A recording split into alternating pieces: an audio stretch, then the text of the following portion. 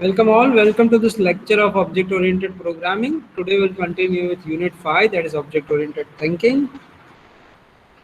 Let me show the disclaimer, then we'll start the session.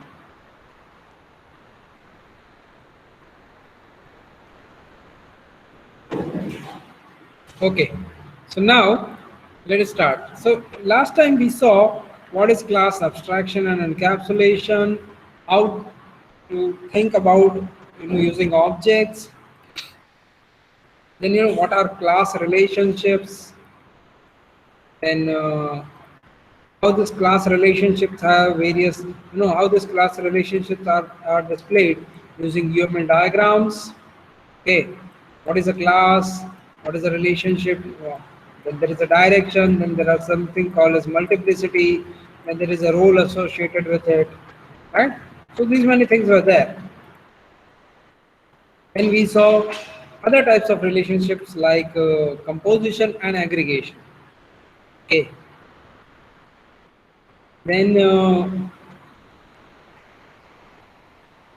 we saw what's the difference between a primitive data type and a wrapper class, right? And we saw how the static parsing methods are used to parse the string values into a specific data type value. Okay, and that too using a specific radix. Okay. Now let's today see what is automatic type conversion. Right? When you are speaking about primitive data type and the wrapper class types, there is something called as auto boxing and auto unboxing. What is it called? It's called as auto boxing and auto unboxing. What is this auto boxing and auto unboxing? Let's see. See, a primitive type value basically can be automatically converted to an object using a wrapper class, and vice versa can also happen depending on what type of context it is. So an object, a wrapper object, can be converted to a primitive data type. Okay, that is also one of the things.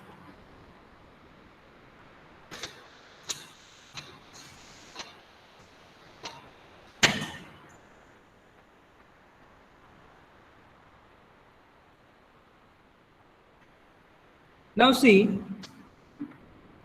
when converting a primitive value to a wrapper, when you are converting basically a primitive value to a wrapper value, okay, when you are converting a primitive value to a wrapper object, that is called as boxing.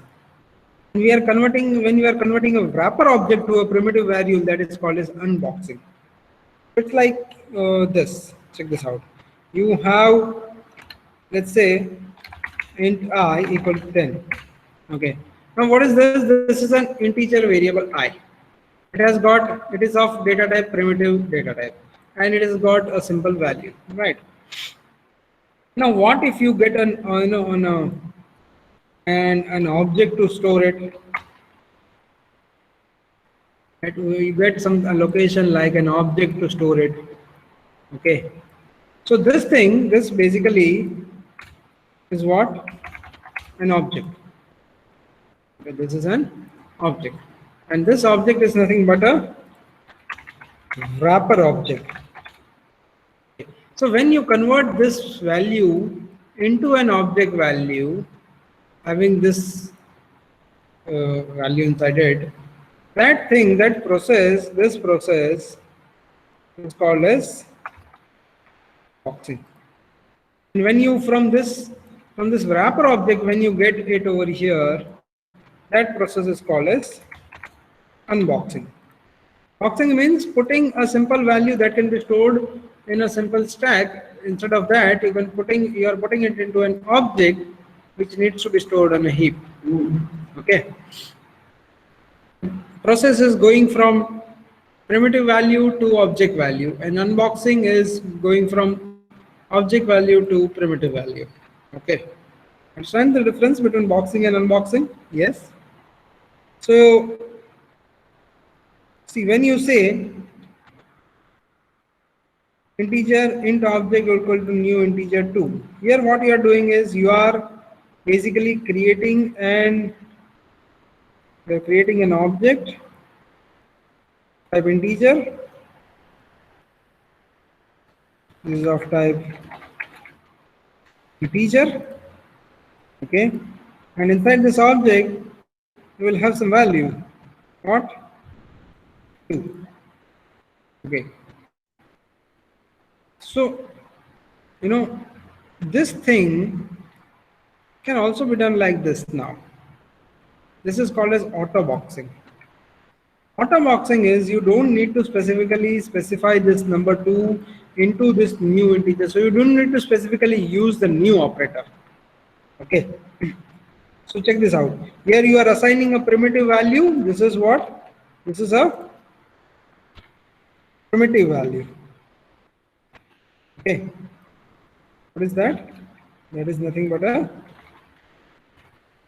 primitive value. Right? You are assigning this primitive value to an object. But that is possible here because the primitive value data type is what? That is int, and the object data type is what?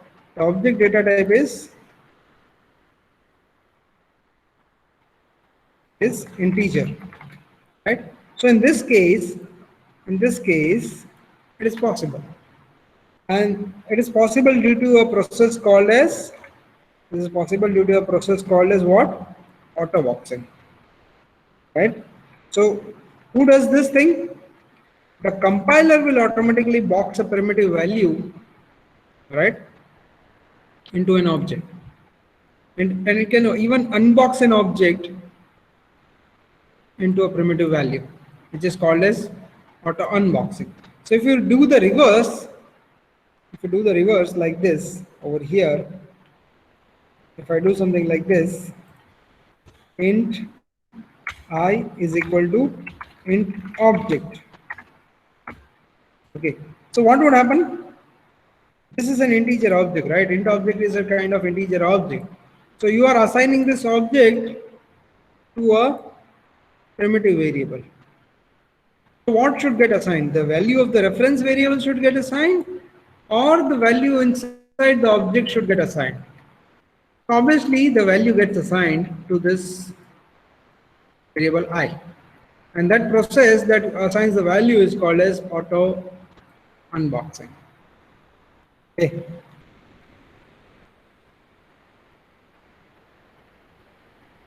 Otherwise, what is the way to provide an int value to an integer? So there we have seen the methods, right? Methods like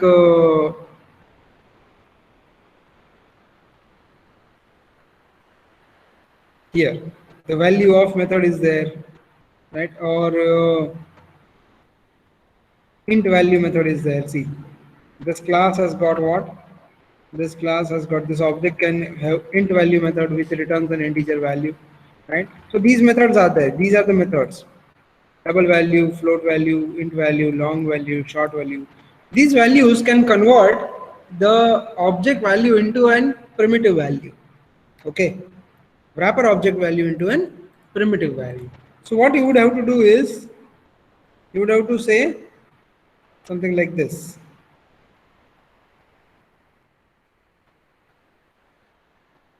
Int I is equal to int object dot int value. Okay, this would return the integer value to this variable I. Okay, these are various methods that we can use. Which are these methods? Double value, float value, int value, long value. All these methods can be invoked on a particular wrapper object, which will convert that wrapper object's value into a primitive value and will assign it to someone. Now there are various classes like big integer and big decimal classes. These are special. Okay. So big integer and big decimal classes can be basically used to represent integers or decimal numbers of any size and any precision. Okay. So suppose if you need to compute with very large integers or high precision floating point values, then what would you do? Then obviously you would use big integer and big decimal classes in java.math package. See, these are available in java.math package. and both are immutable. Okay, immutable means once the object is created and the value is assigned, it cannot be changed. Okay. So to create an instance of big integer and big decimal, we can use something like this: new big integer, and we provide a string, or and new big decimal, we provide a string. So check this out. Here, what do we do? See, this is a very big number. We might not be able to store it into a numeric variable.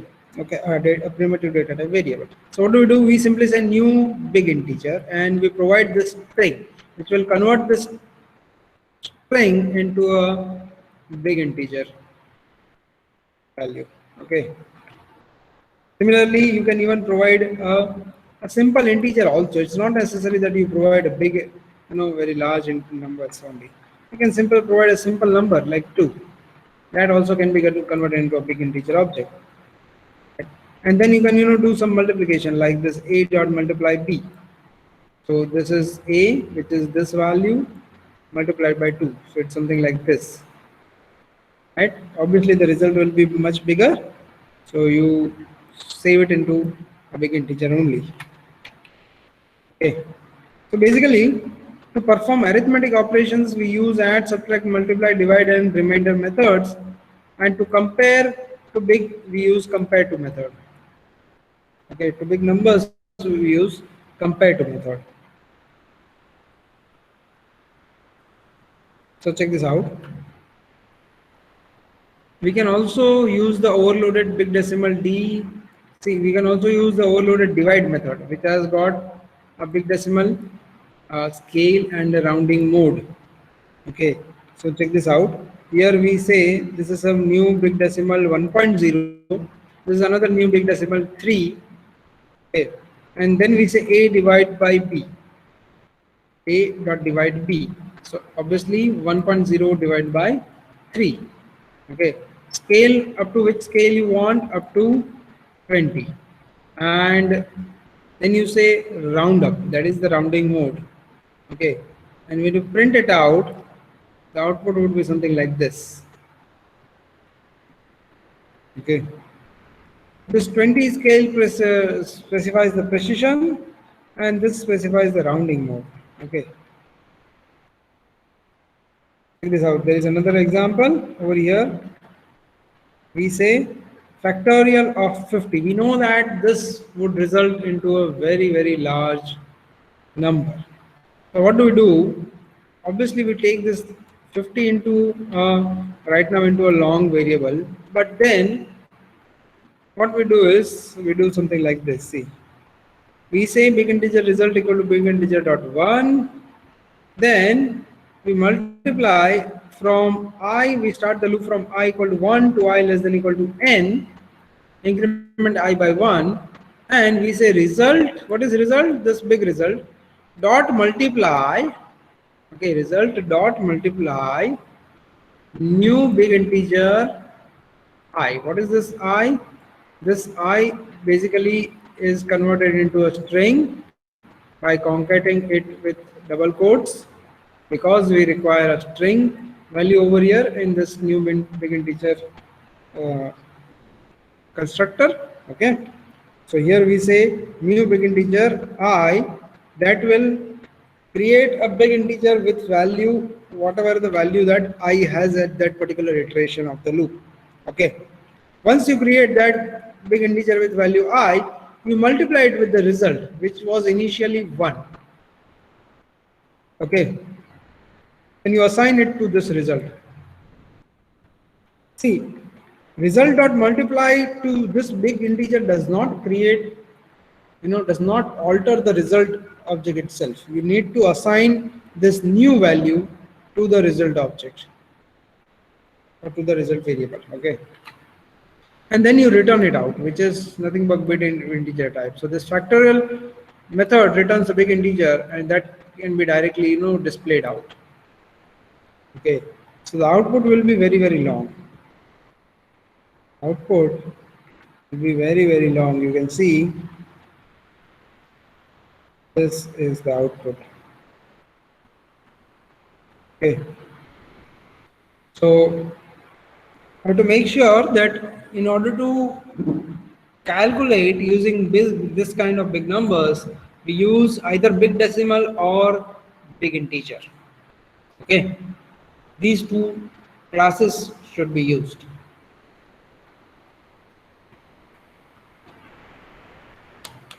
Now there is a string class also, which is also immutable. Okay, so its content cannot be changed once string is created. Okay, so what does it mean? Check this out.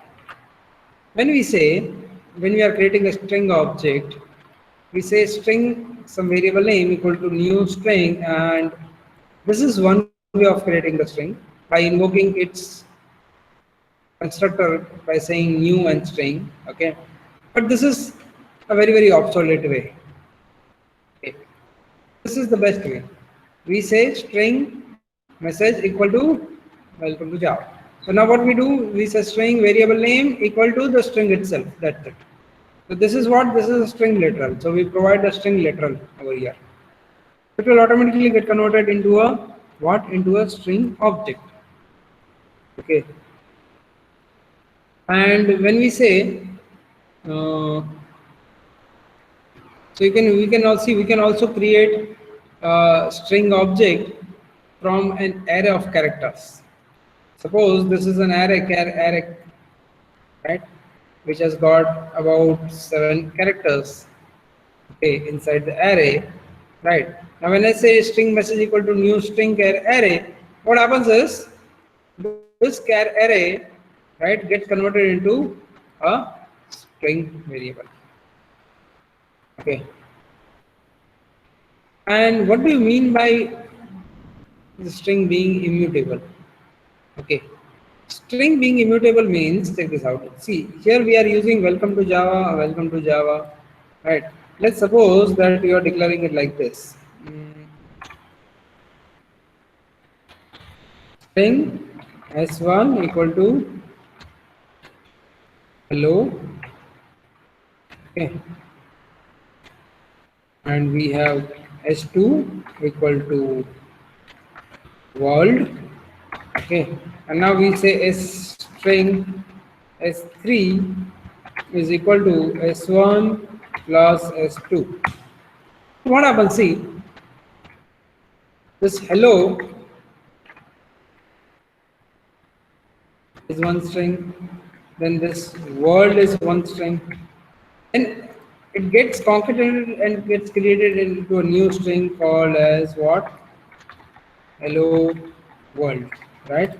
So this hello world and this, all these things are put into something called as the string pool. All this string, all the string, these are basically string literals, right? So all the string literals are put inside string pool inside the memory. Okay, inside the memory. So check this out. And a string, string literals are unique. So it's like if you are using this welcome to Java as a string literal in your program and you are again using it. So in string pool it will appear only once.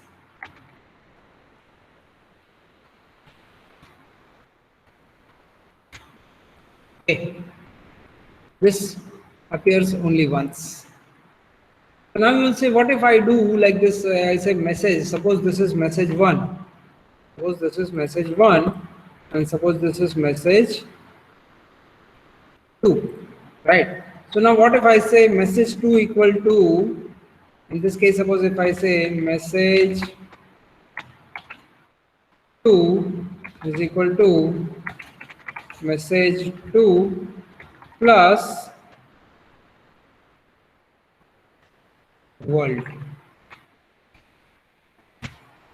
What happens is, this message 2's value is right now what? Welcome to Java, right?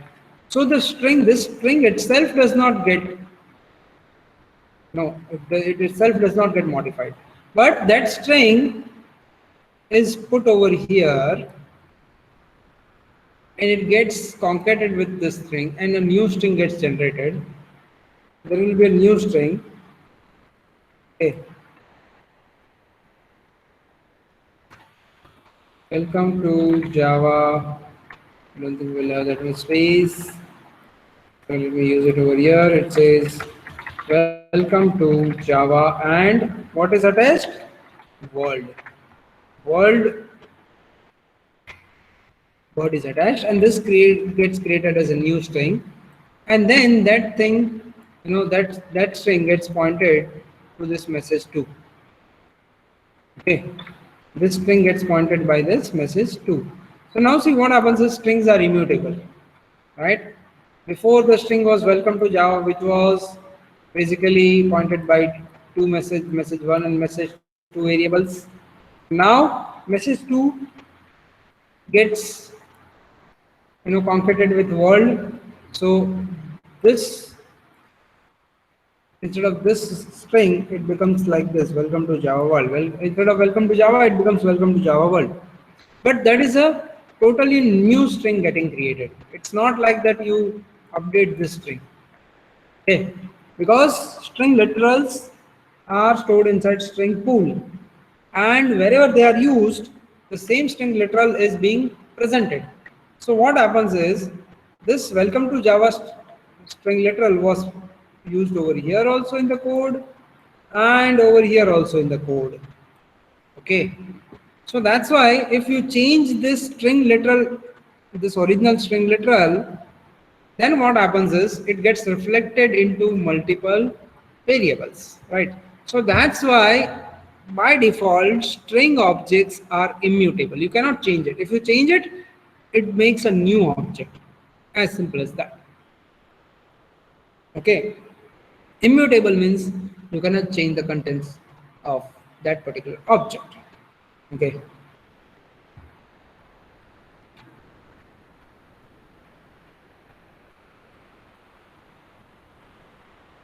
Then we have this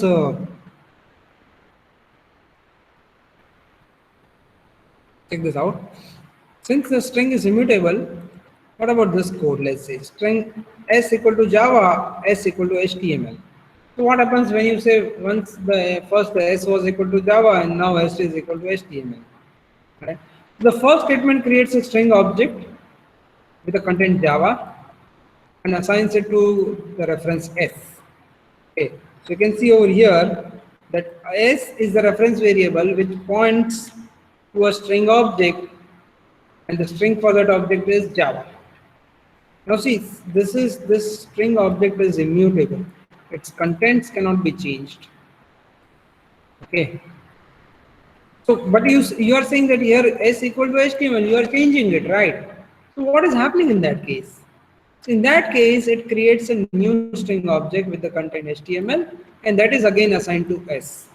So see, this old string object that contained Java inside it, the link to that what got deleted, and a new string object was created with content HTML, and that was being pointed out by the reference variable. So this object now is of no use and thus can be used for garbage collection. But the point, what happens when you say, see, is as simple as that when you say string s equal to Java, here a new string gets created, string object gets created and gets assigned to this s variable, which is the reference variable. When you simply say s equal to HTML, at this time also this new object gets created, string object gets created and gets assigned to this reference variable s. So what about the older object? The older object gets unreferenced or dereferenced, right? So it can be garbage collected later on. Okay.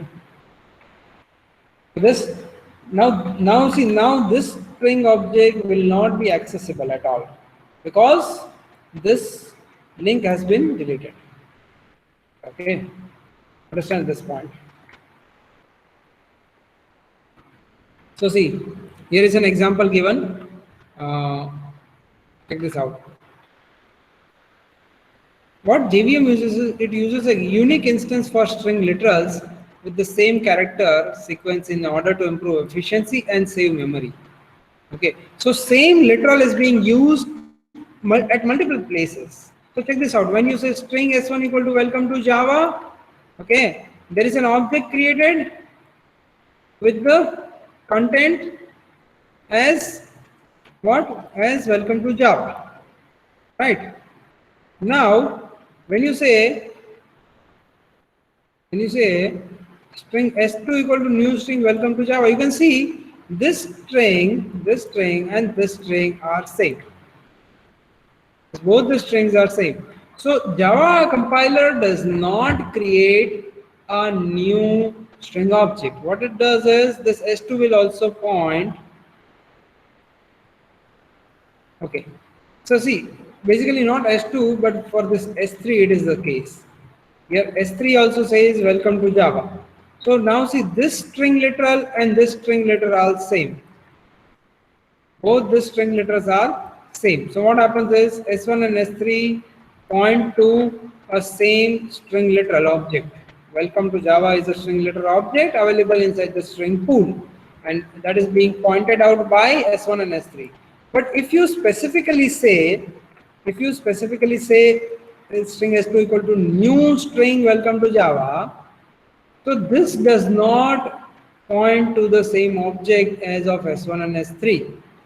In fact, S2 points to a new object of string that has a new, say although the same value, but a new object.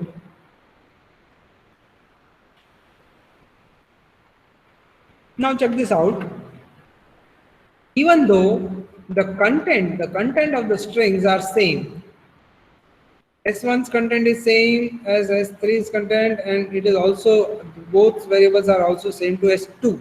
But what happens if we compare S1 and S2? That is this object, and this object. What happens? It gives you false.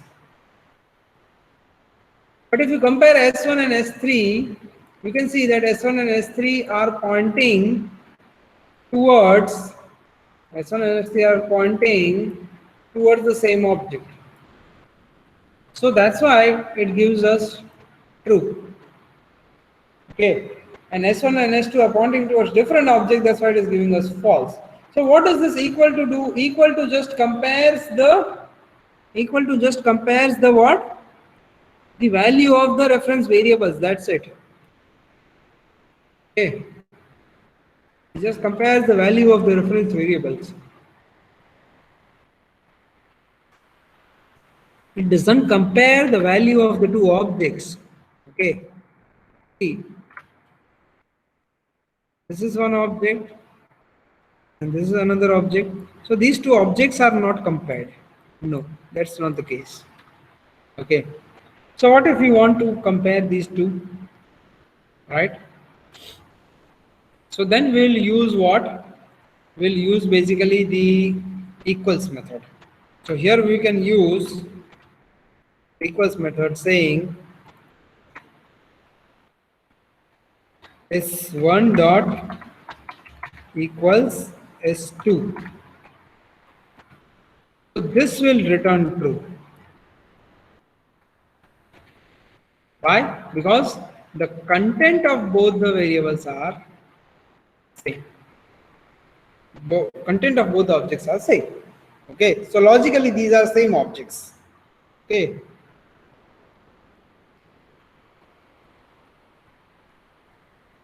So that's why the string class has to be used properly. Make sure you don't compare using this, you don't compare two strings using this equal to. Okay.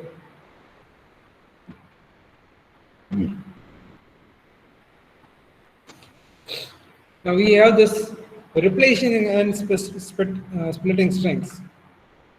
So there are this methods available in the string itself, like replace string, replace method is there. Then replace method is there. Then replace first is there. Replace all is there. What does it do when we say replace e comma I? Okay, this welcome string, on this welcome string, check this out. On the welcome string, you are saying replace e comma I. On this welcome object, you are applying a replace method where you say e character has to be replaced with a. So this will be replaced with a. You can see here instead of e, a has come, right? Similarly,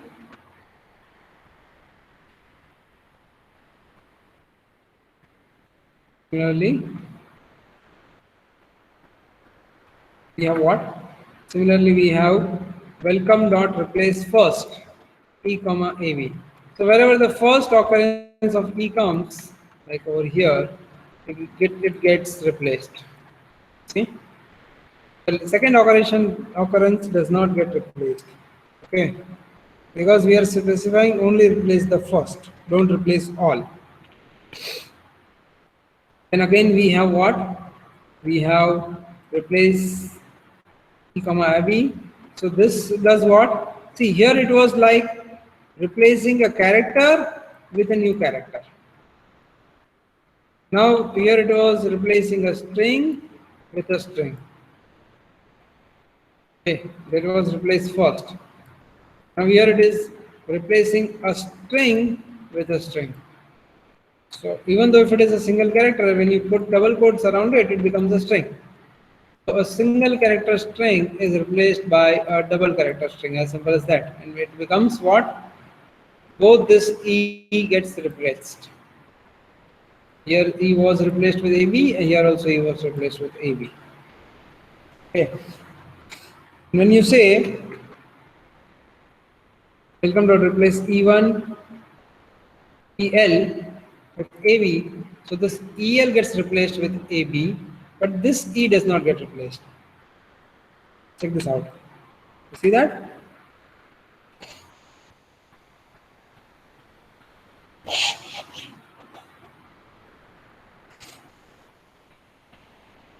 So that is about replacing and splitting the strings.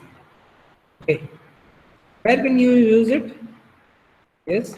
For example, the split method, replace we saw, but where can we use the split? Split method can be used to extract tokens from a string. Okay, for using the specified delimiters. So see, this is a string, suppose Java hashtag HTML hashtag Perl, right? Now what do you want? You want to split this string based on this hashtag. So it's a split on this hashtag and it will be split into a string array. Into what? It will be split into a string array. And this Java is one string taken into it, HTML is another string taken into it, and this Perl is another string taken into it. So three strings get generated.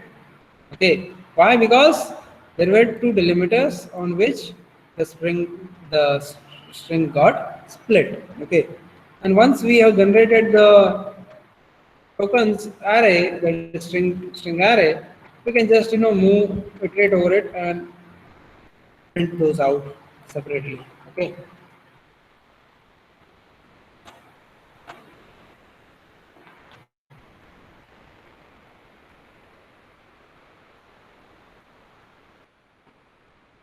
You can see it gets printed out like this separately. Okay. Then there are other other methods like matching a method. Match method is there. It is similar to equals method, but it is more powerful. Like we say Java is fun, and you want to match whether it matches Java. And see, now here dot means here basically when we say dot, inside matches, this dot means a specific single character, and that single character can have n number of occurrences when we say star, 0 or more occurrences, right? So this becomes what, a kind of regular expression thing, and this becomes a pattern which is being matched with the string. Okay. Similarly, here it is Java school dot matches Java dot star. Okay. Similarly, Java is powerful, that also matches this. Okay. Now see, there is conversion between string and array. How do we do that? Check this out. Suppose this is a string. If you want to convert it into a character array, we say the string object dot to char array.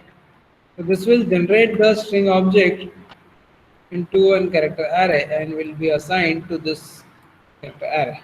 Okay.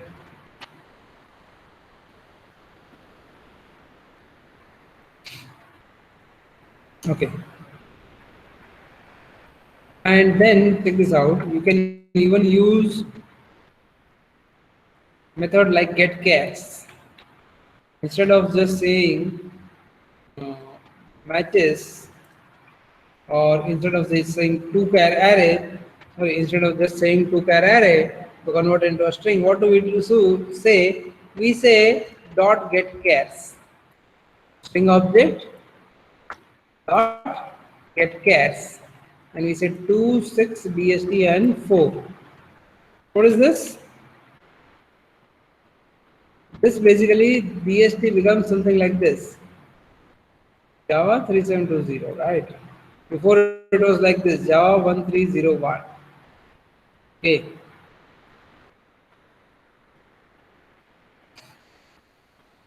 Now see, this string class contains static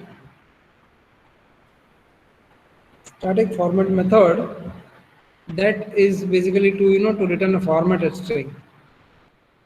So suppose this is a string, this is a string, and this is a string. Okay, you want to uh,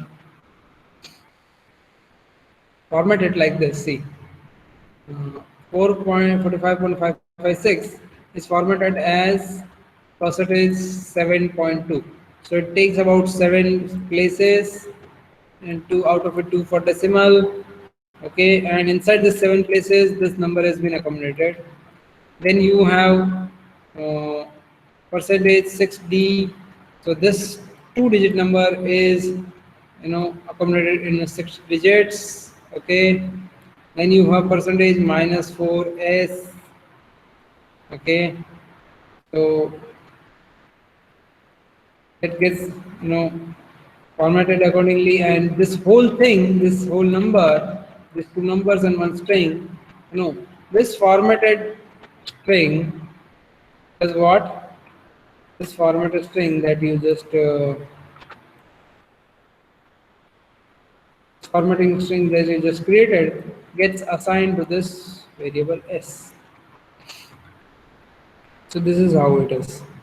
Check this out. 4556.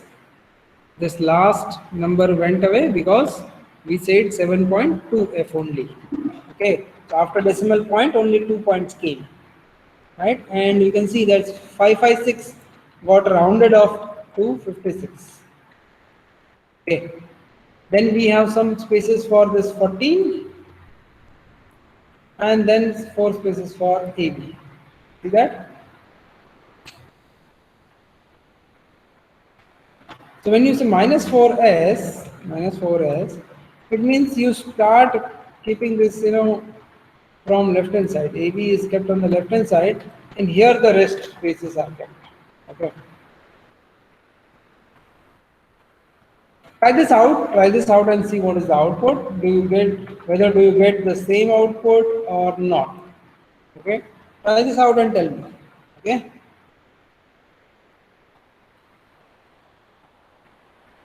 Now we also have to see string builder and string buffer classes. Now we just saw that the string class is immutable class, right? So whenever you create a string literal, that string literal, so if you have multiple string literals in your Java code, then that string literals get created only as a one object. And so thus if you change it, it does not get changed. In fact, a new object gets created. So whatever references refer to that object that equate to true. Okay, that's what we saw. Now we have to see the special classes that are string builder and string buffer classes. So these allow us to create strings that are not immutable. Okay. So see, string builder and string builder classes, string buffer and string builder classes are basically similar to string class, except that the string class is immutable, whereas these are mutable. It means these can be accessed or can be modified. Okay. So in general, string builder and string buffer classes can be used whenever a string is used and it is more flexible than string class. Okay. So you might ask, why do we need string builder and string buffer classes? Why not simple string? String is a small string, right? Why would it require so much space? But the thing is, when you are dealing with lots of string in your program, then lots of string, values would get generated into the string pool, right? And thus, it will make the memory full. So it's better to use a string builder or string buffer class, which does not create a new string value, even though the string value is updated. Okay. So you can do what? You can add, insert, append new contents into the string builder and string buffer objects. Okay, string buffer builder class is similar to string buffer, except that the methods for modifying the buffer in string buffer are synchronized. So the methods of accessing the modifying the buffer are synchronized in string buffer, right? Synchronized means that only one task is allowed to execute the methods. Only one thread may be allowed to execute that particular synchronized method at a time. Okay, that is what a string buffers.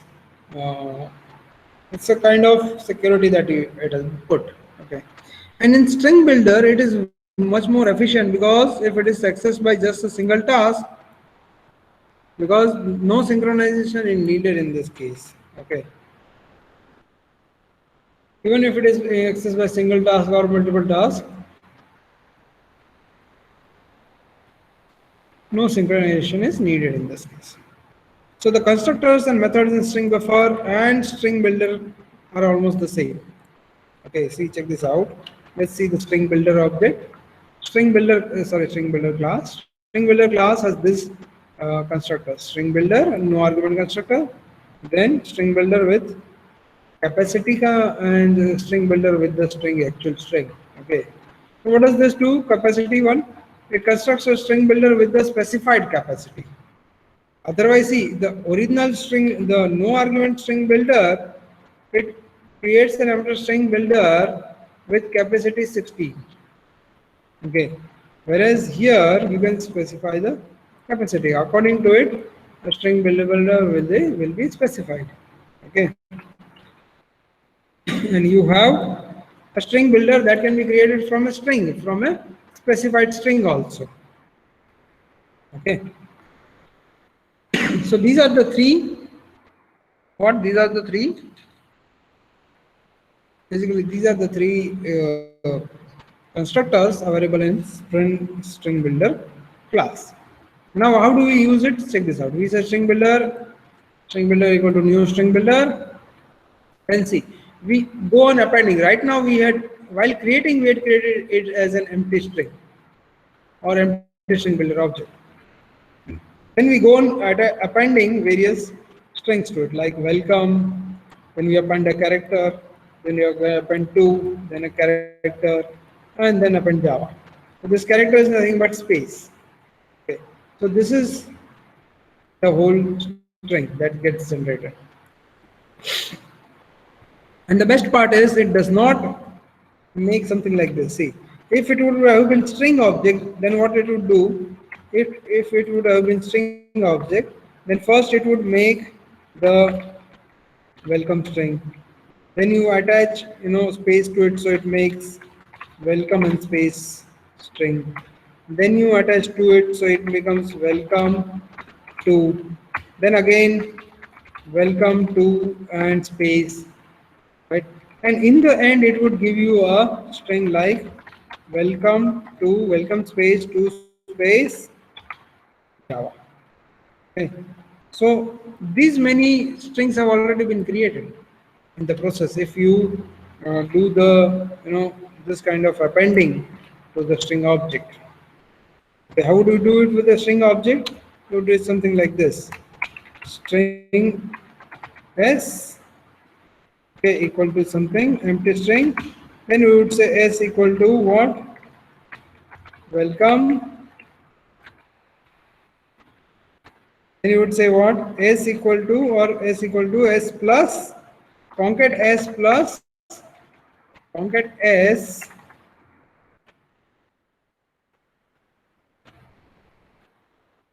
you would say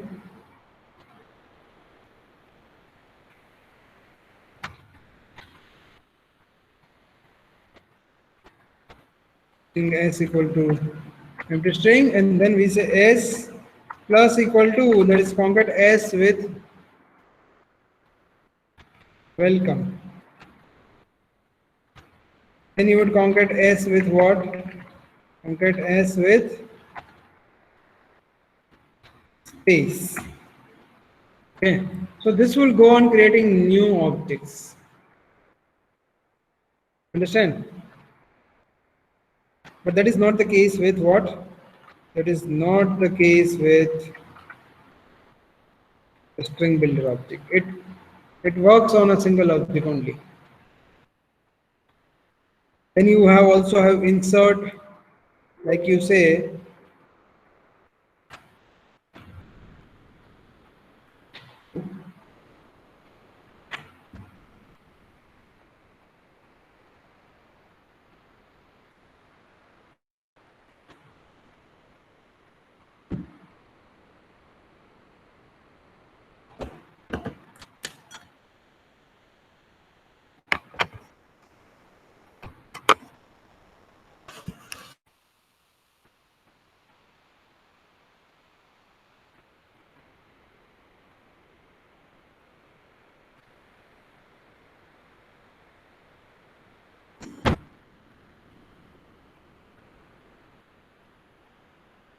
what do you say?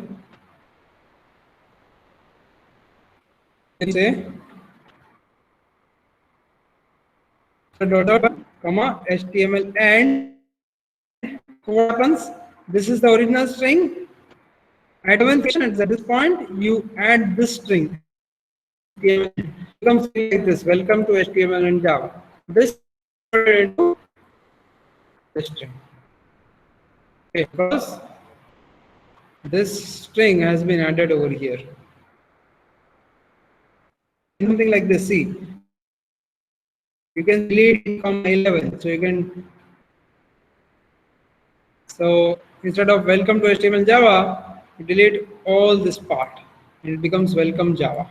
Or you could say delete char at 8 location. So that, what would that do? Delete char at 8 location. That would delete this t. This t would get deleted. So it becomes welcome O Java. Okay.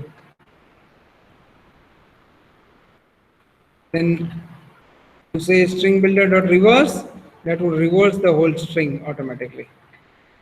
When you say replace, string builder dot replace 11, 15 HTML, what is 11? At 11th location, we would have this Java, right? We would have this welcome to Java. So at this 11th location, this Java is there. So instead of that, HTML gets replaced. In between 11 to 15, this HTML gets replaced. And then we say set char at 0 W. So instead of this welcome to Java, instead of this W capital, we set a small case W. So it becomes welcome to Java with small case W. Okay. So all these changes, see, all these changes happen on this, are applied on this, considering this as the original string. Welcome to Java is the original string, right? So that's why you see this 2 gets deleted from here, and it becomes welcome Java. And this eighth character gets deleted. This T gets deleted and becomes welcome O Java. Then this welcome to Java gets reversed. Then from 11 to 15, this HTML gets inserted or replaced. And at location 0, you replace a particular character. Okay. These all are the what? These all are the methods of string builder. So you see what happens? These all work on a single string only. Okay. So I think that's it for the day. Let's end it over here. Okay. If at all any doubt, please do let me know. Yes. Any doubts, guys, regarding this string builder and string buffer? Yes.